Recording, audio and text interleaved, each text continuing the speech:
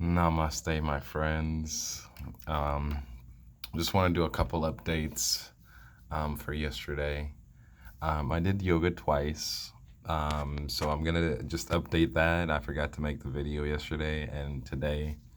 So yesterday in the morning, I had my one of the girls I'm seeing sleep over at my house, and so I like did yoga in the morning, just doing Ashtanga flow, doing my thing, and then like I missed kirtan in the morning and recording the video because I wanted to like cuddle with my girl after I finished yoga. So we hung out.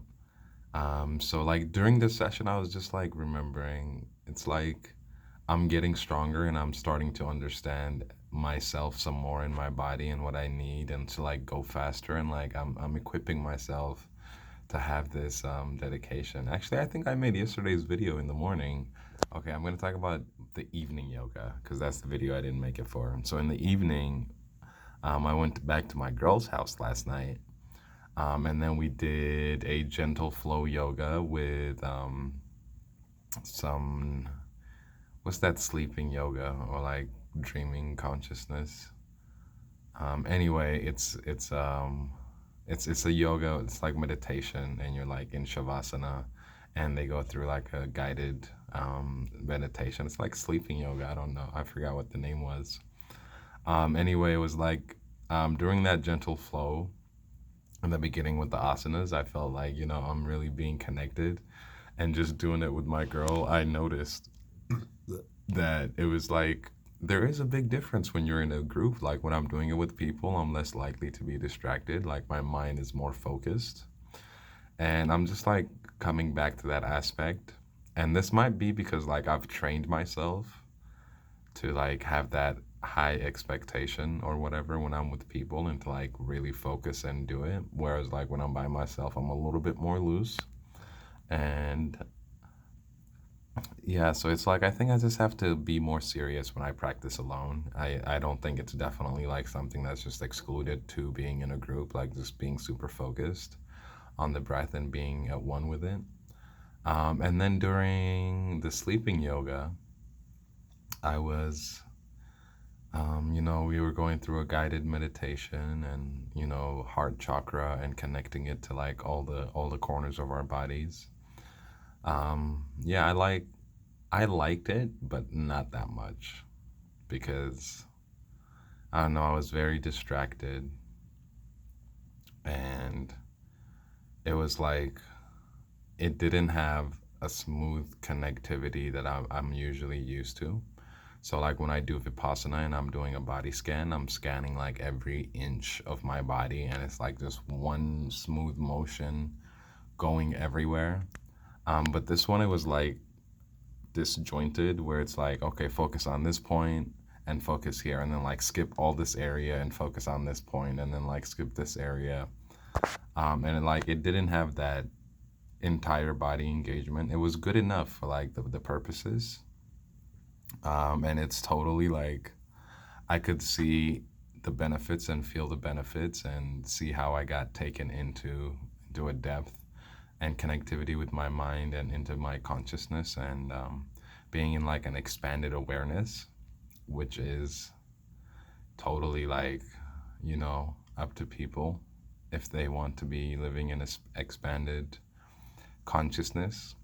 And then, like, at the end, we were doing like an egg meditation, and basically, I was just focusing on the boundaries of my body and my mind and my heart, and like just the outer rim, right? The circumference of my being, and seeing everything within it, like just focusing on the circumference, which was like an egg.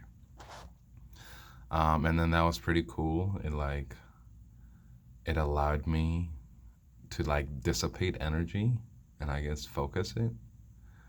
But I'm just for my personal preferences, I I like focusedness and like beingness and like oneness. For example, it's like in asanas. There's like a lot of movement that I'm doing, but my mind is on my breath. And like there's that stillness, there's like that concentration on the breath, while everything circumferentially is moving around. My body's changing all the poses. My mind's listening to the teacher's cues. And it's like, it's a lot of and it's a lot of movement, but like my mind is very still. So it's like there's a lot of movement externally and in the circumference and like the outer layers of my egg. But like at the very center, my conscious awareness is like just so focused on the breath, and there's like a stillness to it. And like I like this dynamic where it's like a stillness at the center with a movement at the periphery, at the circumference. And the reverse side of that is like movement at the center and stillness at the circumference. And so this is like Vipassana. In Vipassana, you sit very still and you move your awareness, your conscious awareness all over your body. So it's like on the circumference, your body is still. And if your mind is, like concentrated, it is also still. And it's like your conscious awareness is moving around everywhere. And so it's like in a circle of stillness, there's movement at the center. That's Vipassana. And then yoga asanas is there's movement in the circumference and then there's stillness at the center. So I like these like dynamic practices and things like this because it really allows me, like that's what I need, a certain level of activity, because my life as an energetic expression of the infinite is exactly that. It is an energetic expression, and that expression is an activity, it's an happening, it's an occurrence. And this is like deeper than, say, a thought or, a happening. This is a being. The being itself is a happening. It is the deepest happening, and it's the most subtlest happening, but nonetheless, it is a happening. And I get to decide. I like when I am doing practices that empower me to decide my activity instead of just like observing, you know? I could just observe and try to still everything, my mind, my consciousness, and just let, just be still. But I honestly believe that that isn't the best use for me as a human being.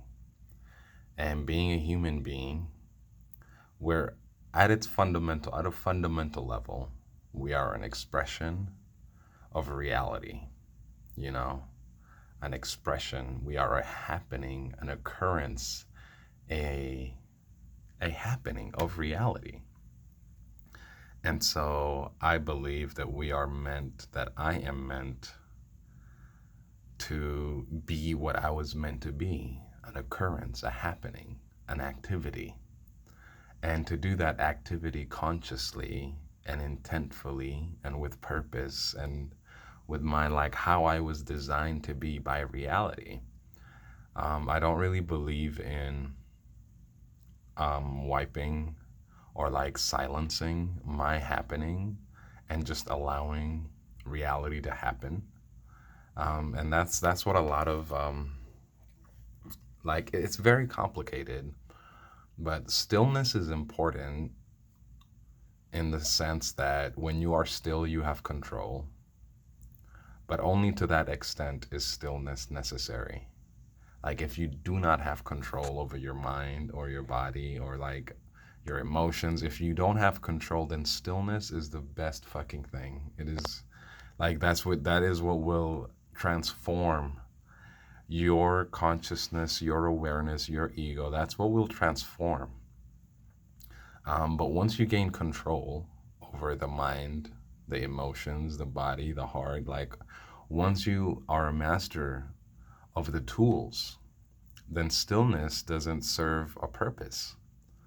You know, then it is time, knowing that all these tools and yourself are happening, are an expression, then you need to like use that fundamentalness of being an expression, and you like fuel it to your desires and your needs and your, what you came here to do, what you came here to experience.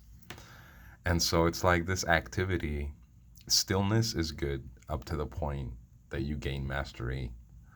And then afterwards, I guess it is a choice. Um, some people want to like give up the world. They don't want to live in the world. They want to like go off into the mountains and just do them and be with themselves. Then I think in that case, you can like choose to be still and like to just observe and just be witnessing consciousness. Um, but for me, I want to live in this world. I want to experience the world. I want to be an active participant in the world. I want to, change the world. I want to interact with the world. I want to, the world, the material world. I want to be with it. And in order to do that, it's like an activity as well, like interacting, talking to people is an activity. Building relationships is an activity. Working is an activity. Walking is an activity. Having social understanding is an activity. Like everything that you do in the material world is an like activity from you acting outwards. And so me deciding that I want to be a part of this world, the next question is like, what's the best way to be an active participant in life?